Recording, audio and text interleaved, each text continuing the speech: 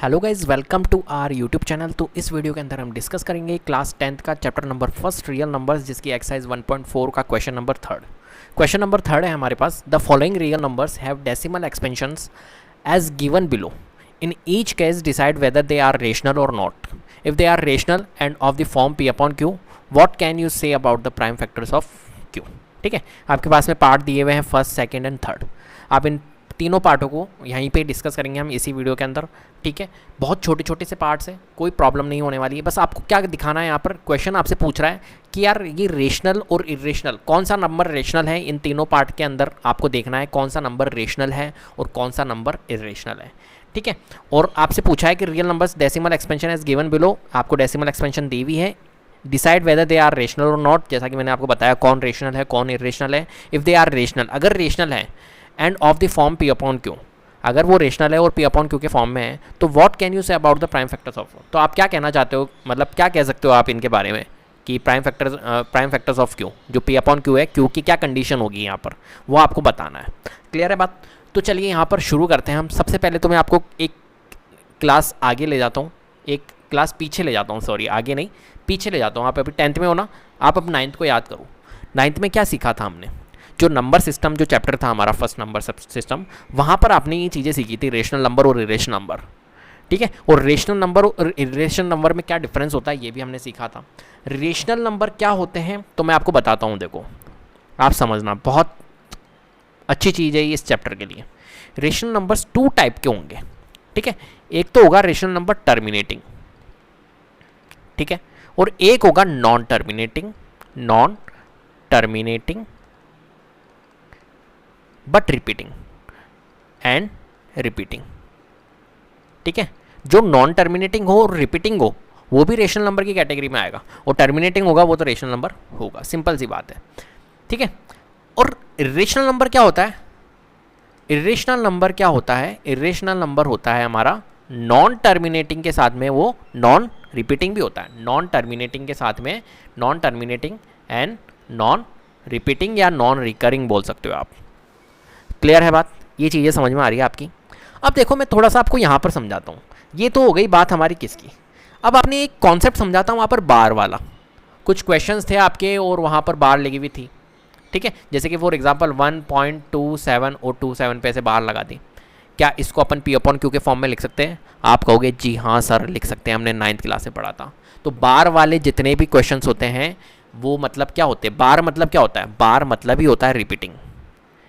और जितने पे बार लगी हुई होती है वो वैल्यू रिपीट हो रही है बार बार। मतलब 1.27 पे बार लगा रखा है, इसका मतलब है कि 1.272727 रिपीट हो रहा है।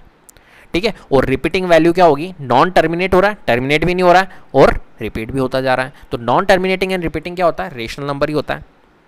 ठीक है, और रिपीट जो हमारे टर्मिनेटिंग होंगे वो भी रेशनल नंबर होंगे, लेकिन नॉन टर्मिनेटिंग और नॉन रिपीटिंग, रिपीट भी नहीं हो रहे टर्मिनेट भी नहीं हो रहा है, वो इरेशनल नंबर होता है। अब देखो ये तीनों टाइप दिए हुए हैं आपको यहाँ पर, है ना। अब देखो फर्स्ट वाला, अगर आप टाइप देखो, फर्स्ट वाला पार्ट देखो, ये क्या लिखा हुआ है आपके पास में 43.123456789।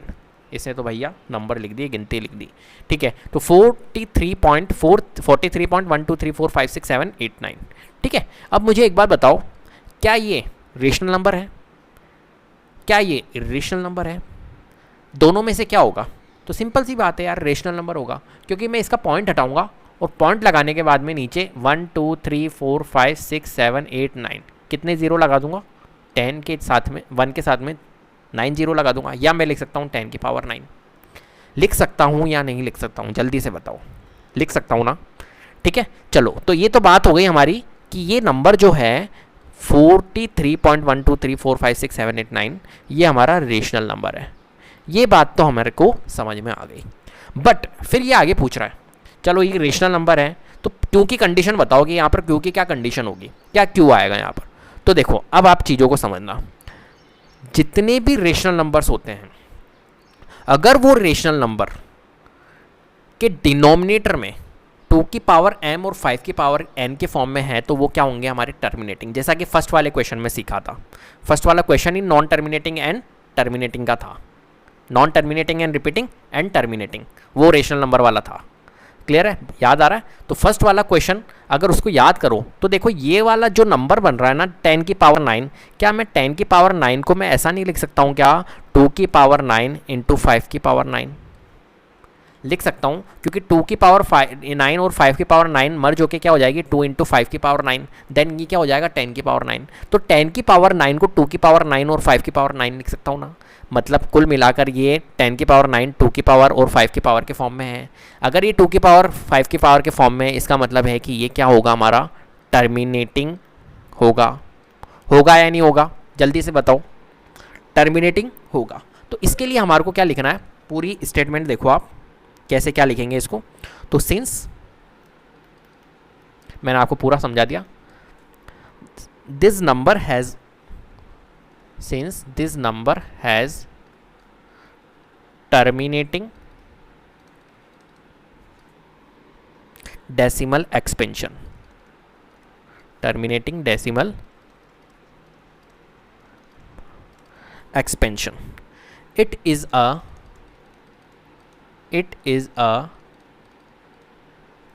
rational number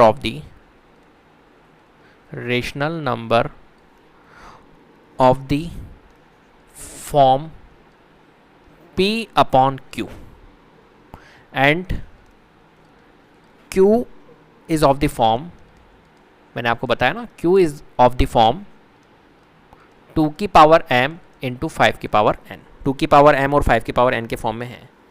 Therefore the prime factors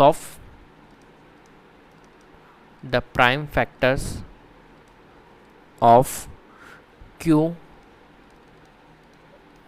will be either 2 or 5 or both, ठीक है, because the prime factor of Q will be either 2 और 5 और बोथ। आपको पता है कि जो हमारे प्राइम फैक्टर्स होते हैं, किसके डिनोमिनेटर के जो प्राइम फैक्टर्स होते हैं वो या तो 2 हो सकता है या 5 हो सकता है या दोनों हो सकते हैं। वो क्या होता है, हमारा टर्मिनेटिंग होता है। मैंने आपको फर्स्ट वाले क्वेश्चन में बताया था। क्लियर है बात? तो आ गया हमारा फर्स्ट वाला पार्ट। अब सेकंड पार्ट की ओर चलते हैं। सेकंड पार्ट क्या है हमारे पास में, देखो ये वाला नंबर। इस नंबर को अगर आप ध्यान से देखोगे तो देखो ये ना तो रिपीटिंग हो रहा है, रिपीट भी नहीं हो रहा है, और ना ये टर्मिनेट हो रहा है। तो ये जो सेकंड वाला पार्ट है ये क्या है हमारा, non terminating and non repeating है या नहीं है, जल्दी से बताओ। ठीक है, तो नॉन टर्मिनेटिंग है and non repeating, therefore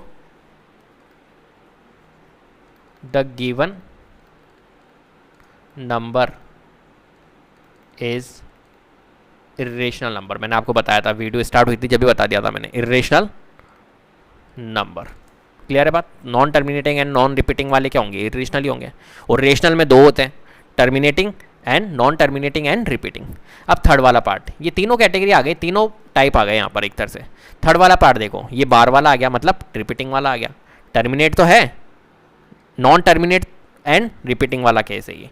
1 2 3 4 5 6 7 8 9 first वाला पार्ट है, बस बार लगा दी यहाँ पर। ये बार मतलब है कि ये 1 2 3 4 5 6 7 8 9 बार बार रिपीट हो रहा है। जैसे ये लिख दिया, फिर वापस 1 2 3 4 5 6 7 8 9, फिर वापस 1 2 3 4 5 6 7 8 9, इसलिए बार। ठीक है, क्लियर है बात? समझ में आ रही है चीज़ें? चलो, तो ये बार लगा दी। अब ये देखो टर्मिनेटिंग नहीं है, ये कोई टर्मिनेट नहीं हो रहा है क्योंकि ये चलता ही जा रहा है। अब ये चलता ही जा रहा है, मतलब ये क्या है, नॉन टर्मिनेटिंग है और रिपीटिंग है, क्योंकि बार वाला केस है, रिपीट हो रही है वैल्यू, तो बार वाला केस है। इसका मतलब है कि ये भी क्या है, हमारा रेशनल नंबर है। ठीक है, क्या है, रेशनल नंबर है, लेकिन नॉन टर्मिनेटिंग एंड रिपीटिंग वाला है। क्लियर है? तो यहाँ पर क्या लिखोगे आप, since the decimal expansion is non terminating and non repeating, नहीं sorry, non terminating and repeating, non terminating and repeating, the given number is a rational number. So the given number is a rational number. ये पूरी language लिखनी है आपको, ठीक है। Rational number of the form,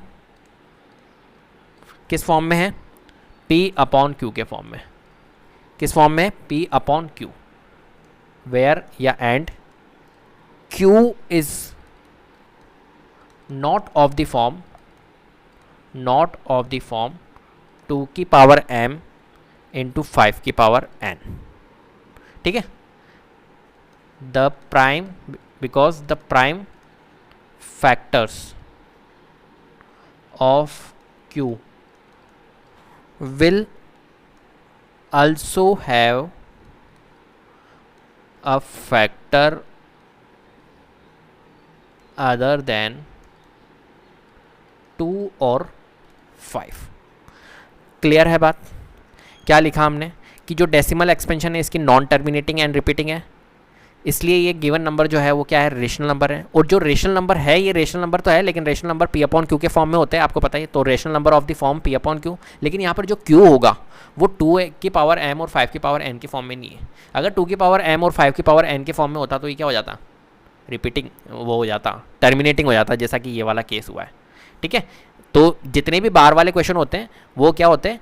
उनके जो डिनोमिनेटर्स होते हैं वो 2 की पावर m और 5 की पावर n के फॉर्म में नहीं होते, इसलिए वो नॉन टर्मिनेटिंग, टर्मिनेट नहीं होते हैं एंड रिपीटिंग होते रहते हैं, ठीक है। इसलिए the prime factors of Q will also have a factor other than 2 और 5। तो Q की जो प्राइम फैक्टर्स निकलेंगे, आप निकालोगे जब इसके प्राइम फैक्टर्स, तो उसके अदर देन 2 और 5, 2 और 5 के अलावा और भी निकलेंगे आपके प्राइम फैक्टर्स। क्लियर है बात? तो इसलिए हमने ये पूरी स्टेटमेंट लिखी है। तो इस स्टेटमेंट, आपको ऐसे ही स्टेटमेंट लिखनी है अगर आपको फुल मार्क्स लेके आने हैं, ठीक है।